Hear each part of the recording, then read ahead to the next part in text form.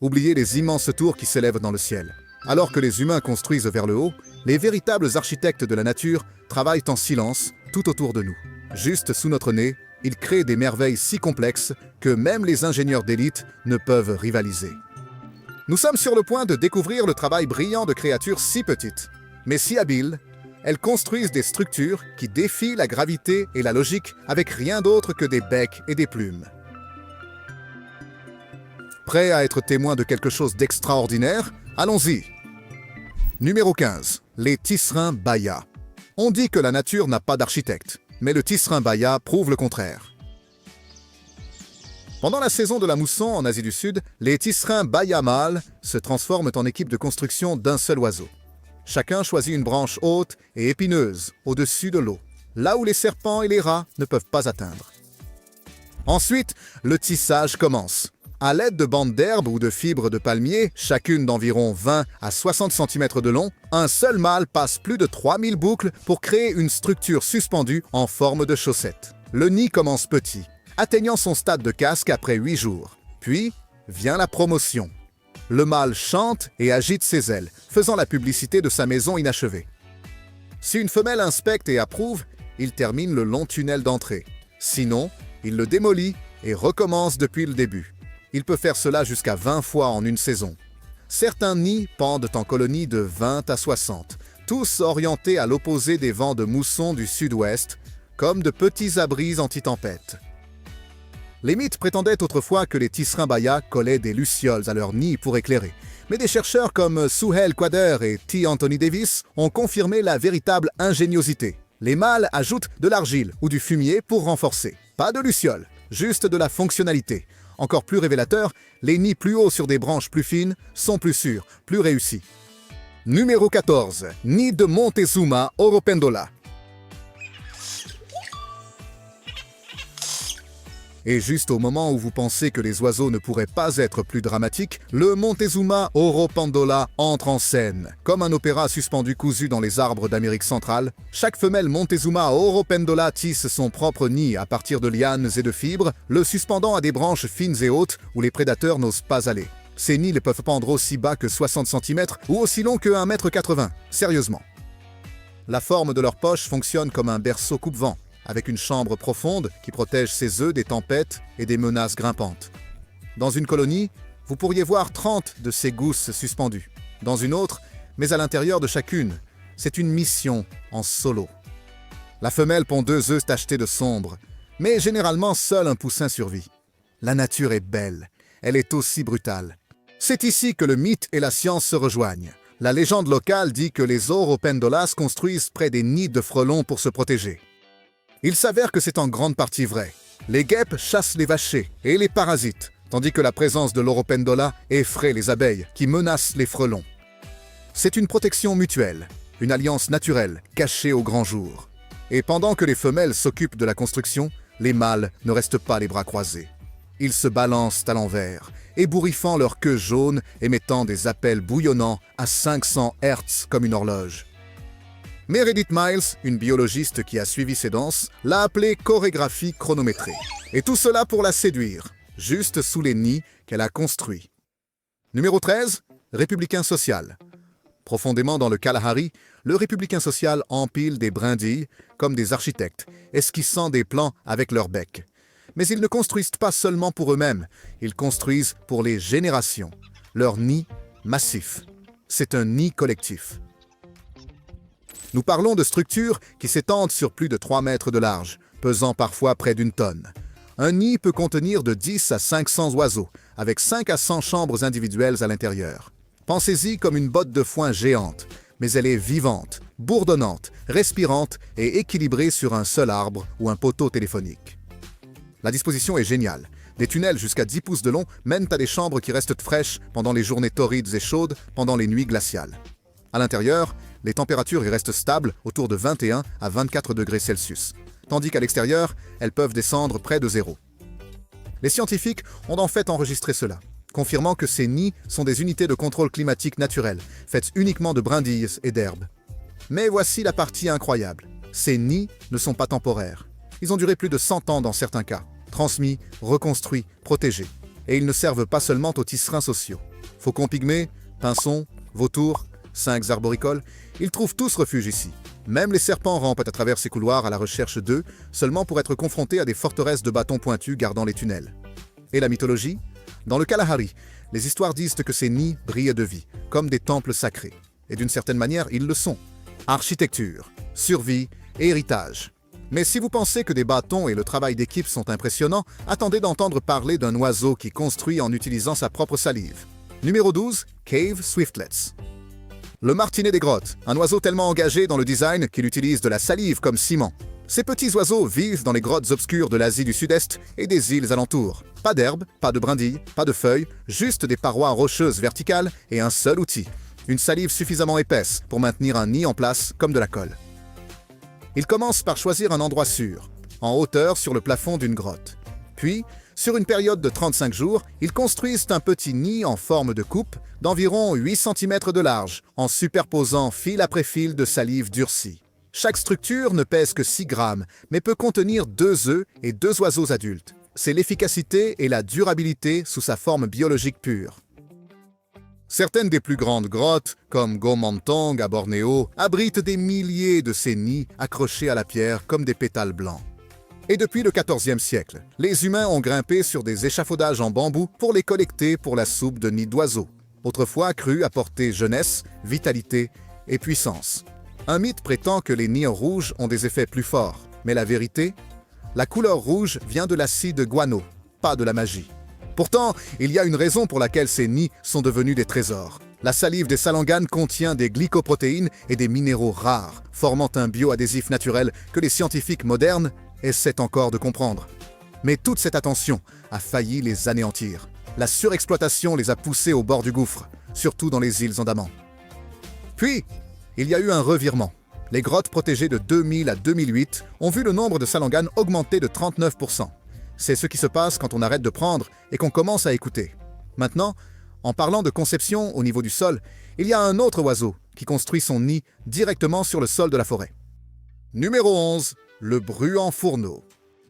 L'ovenbird ne construit pas dans le ciel, sur les falaises ou à l'intérieur des grottes. Il se construit directement dans la terre, silencieux, caché et chaud. Et d'une manière ou d'une autre, ce petit oiseau terrestre crée une structure qui rivalise avec n'importe quel nid de grande hauteur en termes de stratégie et de design.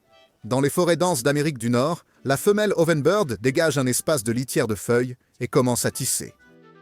En utilisant de l'herbe, des brindilles, des poils d'animaux et de l'écorce fine, elle construit un abri en forme de dôme qui ressemble à un four hollandais miniature, d'où le nom.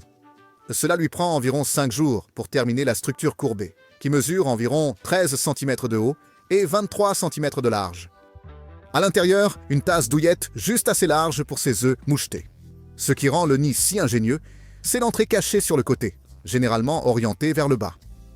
Cet angle, combiné avec son camouflage dans le sous-bois, empêche les serpents et les tamias de le repérer d'en haut. Lorsqu'un prédateur s'approche trop près, la mère réalise l'un des plus grands leurres de la nature, prétendant être blessée et attirant le danger loin de ses petits. Elle pond entre 3 et 6 œufs, généralement 4 ou 5, et après environ 11 à 14 jours d'incubation, les poussins éclosent. Ils quittent le nid dans un peu plus d'une semaine, mais restent près d'elle pendant presque un mois. Ce nid n'est pas juste une maison, c'est une sculpture, unique, en courbe, inclinaison et matérielle. On dit que 2 nids de fourmiliers ne sont jamais exactement identiques. Même les poètes l'ont remarqué. Robert Frost a écrit sur la pelle et l'art du merle vers de l'Hermone en 1916. Et dans certains villages argentins, les gens croient que détruire un de ces nids apportera la sécheresse. Alors ils considèrent donc la maison de l'oiseau-four comme un porte-bonheur et parfois même construisent leur propre maison à proximité. Mais du sol de la forêt aux colonies perchées dans le ciel, nous retournons maintenant dans les airs, où l'architecture devient collective et la boue est l'outil principal. Numéro 10, hirondelle des falaises. Entrez l'hirondelle des falaises, l'un des meilleurs architectes communautaires du monde. Ce petit oiseau ne construit pas tout seul. Cela rassemble tout le quartier. Utilisant jusqu'à 1200 boulettes de boue, chacune transportée dans son bec depuis le lit des ruisseaux et les flaques, l'hirondelle des falaises façonne une gourde inversée, une capsule suspendue d'argile avec un long tunnel d'entrée étroit. Chaque nid terminé mesure environ 20 cm de large et 10 cm de haut avec des parois épaisses qui isolent contre la chaleur et protègent des prédateurs. Mais le véritable miracle? Ces nids ne sont jamais des projets en solo. Sous les ponts, sur les falaises et les viaducs, les hirondelles créent des villes. Certaines colonies contiennent des centaines, parfois même 6000 nids serrés côte à côte. Et le mâle et la femelle construisent, réparent et défendent leur maison comme une équipe de construction de 2 oiseaux. À l'intérieur, ils tapissent la coupe de plumes et d'herbes, puis pondent 3 à 4 œufs, parfois un seul ou même 6. Les 2 parents partagent le devoir de nourrir les poussins, qui prennent leur envol après environ 3 semaines. Mais tous les hirondelles ne jouent pas franc jeu. Les femelles sont connues pour glisser des œufs dans les nids de leurs voisins, une manœuvre sournoise appelée parasitisme de couvée. Maintenant, certaines personnes pensaient que ces nids n'étaient que des amas de boue fragiles qui s'effondreraient sous la pluie. Faux. Le design est délibéré, équilibré, précis et éprouvé par le temps. Une étude a même montré que leur centre de gravité est si bien placé qu'il tient comme une mini-forteresse. Impression 3D naturelle? Plus ou moins. Maintenant, nous entrons dans les sanctuaires marécageux de la cigogne boisée, des géants qui transforment des bâtons en palais célestes. Numéro 9. Cigogne boisée. Mesurant plus de 3 pieds de haut, la cigogne bois construit de larges nids en plateforme jusqu'à 5 pieds de diamètre, haut dans les arbres, au-dessus de l'eau. Les 2 parents rassemblent des bâtons et des feuilles, à la hâte, terminant la construction en 2 à 3 jours. Ils le tapissent même de feuilles vertes, scellées par leur propre guano pour plus de solidité. Dans des colonies appelées rookeries, des douzaines de nids se regroupent, en sécurité à 3 à 5 pieds au-dessus de l'eau marécageuse, suffisamment profonde pour empêcher les ratons laveurs d'entrer. Chaque couple pond entre 2 et 5 œufs, et les poussins éclosent au bout d'environ 30 jours. Ils sont minuscules, pesant seulement 57 grammes, mais grandissent rapidement sous des soins constants pendant 50 à 60 jours. Le folklore confondait autrefois la cigogne boisée avec la cigogne blanche, prétendant que toutes 2 livraient des bébés. La vérité, ces oiseaux n'apportent pas des bébés, mais des poissons, les attrapant en claquant leur bec plus vite qu'un clin d'œil. Numéro 8. Les mésanges rémises. La mésange rémise, longue de quelques centimètres seulement, tisse un nid si complexe qu'il a été comparé à un manoir à trappe suspendu à un arbre. Utilisant des fibres douces, de la laine et de la soie d'araignée, le mâle construit une pochette suspendue en forme de poire. Mais c'est ce qu'il y a à l'intérieur qui étonne les scientifiques. Une entrée leurre menant nulle part et la vraie scellée derrière un voile de toile d'araignée. C'est conçu pour la ruse, la sécurité et la chaleur, tout à la fois. Certaines espèces construisent même 2 chambres, une fausse, une vraie. Le nid mesure environ 20 cm de haut et peut contenir jusqu'à 9 œufs. Les nids plus grands et plus épais gardent les œufs plus chauds. Et les études montrent que les femelles choisissent les mâles avec les meilleurs designs. La construction entière prend environ 1 semaine et une fois utilisé, il n'est jamais réutilisé. Mais les oiseaux reviennent souvent au même endroit chaque année. Les humains admiraient tellement ces nids qu'ils les utilisaient autrefois comme chaussons et pochettes. Mais ensuite, nous rencontrons un oiseau beaucoup plus brillant, avec des jambes dans l'eau et son esprit dans la boue. Numéro 7. Flamant rose. En matière de construction dans la boue, personne ne le fait comme le flamant rose. Ces oiseaux élégants ne se contentent pas de se tenir dans l'eau peu profonde. Ils la façonnent. Ensemble, une paire utilise leur bec et pieds pour sculpter un nid en forme de cône haut à partir de boue humide. Le monticule mesure environ 45 cm de haut et tout aussi large à la base, avec un petit cratère au sommet pour contenir un seul œuf surdimensionné. Pourquoi cette hauteur? Cela garde l'œuf sec pendant les inondations soudaines et frais sous la chaleur lorsque l'humidité s'évapore de la surface. La climatisation naturelle. Dans des colonies soudées appelées flamboyances, les nids se trouvent à moins d'1 mètre l'un de l'autre, formant une grille dense de tours de boue. Une fois le poussin éclos, il reste en haut pendant 1 semaine avant de rejoindre une crèche, une sorte de garderie pour flamands, tandis que les 2 parents apportent des repas, y compris un lait de culture riche en graisse et en protéines. Un mythe dit que les flamands utilisent des brindilles ou des nids en acier. Faux, tout est en boue façonné par l'instinct et la détermination. Mais si vous trouvez cela impressionnant, attendez de voir ce qui se passe lorsqu'un oiseau devient à la fois constructeur et équipe de démolition. Numéro 6. Les pics. Le pic n'est pas seulement un oiseau, c'est un véritable expert en excavation. Utilisant un bec puissant et un crâne renforcé, il creuse profondément dans les troncs d'arbres pour créer la chambre de nidification parfaite. Une cavité typique a une petite ouverture de quelques centimètres de large, menant à une chambre creuse pouvant atteindre 24 cm de profondeur. Ils choisissent des arbres avec du bois de cœur pourri, mais une écorce extérieure solide. Facile à sculpter, difficile à casser. Cela prend entre 2 semaines et 3 ans, selon l'espèce. Le pic à face blanche creuse des pins vivants pendant plusieurs saisons. À l'intérieur, l'oiseau dépose 3 à 6 œufs blancs brillants sur un coussin de copeaux de bois. Pas de brindilles, pas d'herbe, juste les restes de son propre travail de ciselure. Et malgré l'ancien mythe, les pics ne détruisent pas les arbres. Ils créent des habitats pour des centaines d'espèces. Les hiboux, les chauves-souris, les insectes et même d'autres oiseaux utilisent des cavités abandonnées. Les scientifiques appellent cela le nest web et les pics en sont les ingénieurs. Ils ont même inspiré des conceptions humaines. Les chocs de caméra et le rembourrage de casques, tout appris de leur anatomie. Et du bois à l'herbe tissée, le prochain est un maître constructeur avec un masque et une mission. Numéro 5, tisserin à tête noire du Sud. Le tisserin à tête rousse ne se contente pas de construire des nids. Il construit pour impressionner. Chaque saison de reproduction, de septembre à janvier, le mâle devient une machine à construire inépuisable. Il tisse jusqu'à 25 nids par saison, chacun prenant environ 5 jours à terminer. Et tout commence par un geste audacieux, attacher un seul brin d'herbe à une branche solide. À partir de là, cela devient une œuvre d'architecture tissée.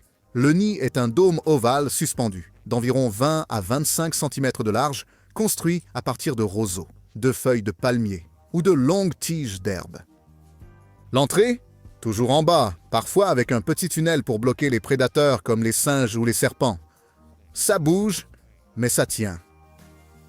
Et il est imperméable, résistant au vent et solide. Une fois que le mâle a terminé, il se montre, bat des ailes, chante, fait le spectacle.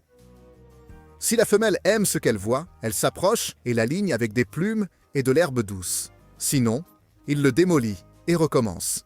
Les couleurs uniques des œufs l'aident à repérer les œufs imposteurs d'oiseaux rusés, comme le coucou diédérique. Et des recherches de l'Université d'Édimbourg ont même découvert que les mâles tisserands améliorent leur savoir-faire avec le temps, resserrant les motifs, réduisant les brins gaspillés. Mais si le nid de tisserand est essentiellement une question de finesse, l'oiseau suivant sur notre liste est totalement axé sur l'échelle. 4e numéro, Hamerkop. Le Hamerkop ne se contente pas de construire un nid, il construit une forteresse. Et il le fait en utilisant jusqu'à 8000 brindilles, roseaux, herbes, boue et parfois même du plastique ou du tissu. Le résultat ? Un géant en forme de dôme qui peut atteindre jusqu'à 2 mètres de large et de haut, pesant entre 25 et 50 kg. Tout commence par une plateforme plate, puis des murs, puis un toit massif. Enfin, le couple le scelle avec un tunnel d'environ 13 cm de large qui mène à une chambre cachée à l'intérieur, tapissée de boue et d'environ 50 cm de large. La construction dure environ 6 semaines, les oiseaux faisant jusqu'à 60 voyages par heure pendant le pic de construction. Ces structures sont plus que des nids, ce sont des points de repère. Tellement solide qu'un humain adulte pourrait s'asseoir dessus sans le casser. Et il n'abrite pas seulement des ombrettes. Hiboux, faucons, cresserelles, canards, serpents, écureuils, toutes sortes d'animaux emménagent. C'est pourquoi l'ombrette est appelée un ingénieur de l'écosystème. En Afrique de l'Est, les gens croient que c'est un mauvais présage de déranger le nid d'un Hamerkop. Les mythes avertissent de la foudre ou de la maladie. Que ce soit de la superstition ou non, cela a fonctionné. Ces nids restent intacts, protégés par la légende. Numéro 3, le guêpier d'Europe. Avec des plumes aussi vibrantes que leurs habitudes de nidification, les guêpiers européens sont des spécialistes des tunnels. Au lieu de branches ou de feuilles, ces oiseaux creusent. Utilisant leur bec et leurs pieds, ils s'enfouissent directement dans des falaises verticales, des berges sablonneuses ou des murs de l'OS, parfois jusqu'à 1 mètre de profondeur. Il faut environ 20 jours à un couple pour terminer un tunnel, se terminant par une chambre de nidification arrondie, cachée en toute sécurité, hors de portée. Au début de l'été, des centaines voire des milliers de ces nids peuvent apparaître le long de la même étendue de terre. Des scientifiques ont enregistré une étude de 30 ans où plus de 1500 nids couvraient une seule falaise, avec près de 90% concentrés dans un sol sableux et mou. À l'intérieur de chaque terrier, les parents pondent entre 5 et 8 œufs blancs et brillants. Papa et maman incubent et nourrissent les poussins. Travail d'équipe tout du long. Et parfois, ils reçoivent un petit coup de main. Les frères, sœurs aînées ou des proches reviennent souvent en tant qu'aide, offrant nourriture et protection. Un comportement rare chez les oiseaux. Il y avait une fois une rumeur selon laquelle les guêpiers attaquaient les ruches d'abeilles mellifères. Pas vrai. Des études montrent qu'ils mangent principalement des abeilles sauvages, des guêpes et même des frelons dangereux, comme le frelon à pattes jaunes invasif documenté en 2023. Numéro 2, les grèbes huppées. Le grèbe huppé est un maître de l'architecture aquatique.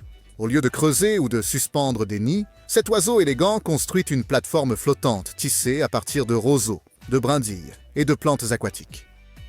Ancré à la végétation submergée, le nid flotte sur les lacs et étangs calmes, oscillant doucement avec les vagues mais fermement amarré sous la surface. La construction ne prend pas longtemps, parfois juste quelques heures si les conditions sont favorables. Les deux parents contribuent à bâtir une base stable, pouvant contenir 3 à 4 œufs. Les œufs commencent d'un blanc crayeux, mais deviennent rapidement marrons à cause des matériaux humides du nid. L'incubation dure 27 à 29 jours, avec la maman et le papa prenant des tours dans un rythme qui ressemble presque à une danse silencieuse, chaque session durant environ 2 heures. Lorsque les poussins éclosent, ils sont couverts de rayures et surnommés un bug. Bien que nageurs capables, ils préfèrent monter sur le dos de leurs parents pendant la première semaine. C'est chaleur, sécurité et lien, tout en une seule balade gracieuse. Un mythe persistant prétendait autrefois que les grèbes transportaient leurs œufs à terre. Totalement faux. Ces oiseaux ne quittent jamais l'eau pendant la nidification. Toute leur stratégie de reproduction repose sur la flottabilité. Au XIXe siècle, leurs plumes de tête ont failli les mener à l'extinction. La mode a poussé la chasse aux plumes à son apogée. Il ne restait que 42 couples nicheurs au Royaume-Uni, mais des groupes de protection, comme la RSPB, ont inversé la tendance. Maintenant, le grèbe glisse à nouveau. Nids, compagnons et jeunes flottant en toute sécurité au-dessus de la surface. Mais haut au-dessus de l'eau où l'air est vif et les branches épaisses, un dernier constructeur attend. Numéro 1, les aigles à tête blanche. Si la nature distribuait des plans pour la grandeur, l'aigle à tête blanche en posséderait le brevet. Ces puissants rapaces construisent des nids qui ressemblent moins à des maisons et plus à des monuments. Des structures superposées et expansives qui redéfinissent ce que l'architecture des oiseaux peut être. Un nid d'aigle typique commence grand, environ 6 pieds de large et 4 pieds de profondeur. Mais la magie réside dans l'engagement. Chaque année, le couple revient, ajoutant des bâtons, de la mousse, de l'herbe ou même du varech. Au fil des décennies, ces nids peuvent atteindre jusqu'à 9 pieds de large, 20 pieds de profondeur et peser près de 3 tonnes. Un nid en Floride, construit entre les années 1950 et 1963, détient toujours le record du monde. Ils choisissent des arbres imposants entre 60 et 200 pieds de hauteur, toujours près de lacs ou de rivières riches en poissons.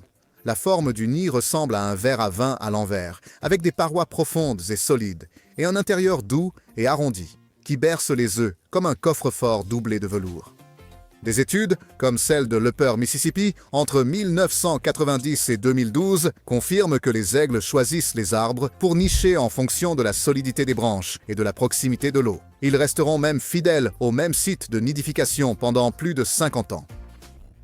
Une légende affirme que Benjamin Franklin les a critiqués comme paresseux. Mais quand vous voyez l'échelle, la force et la loyauté dans la construction de leur nid, cette affirmation ne tient pas. Alors maintenant que vous avez vu les véritables architectes de la nature en action, qu'est-ce qui vous a le plus surpris? Les entrées factices, les nids qui flottent ou ceux qui pèsent plus qu'une voiture? Qu'y a-t-il d'autre que nous avons négligé? Partagez vos réflexions dans les commentaires et discutons-en. Et si vous aimez les histoires qui vous font repenser le monde naturel, ne vous contentez pas de faire défiler, abonnez-vous. Vous ne croirez pas ce qui arrive ensuite.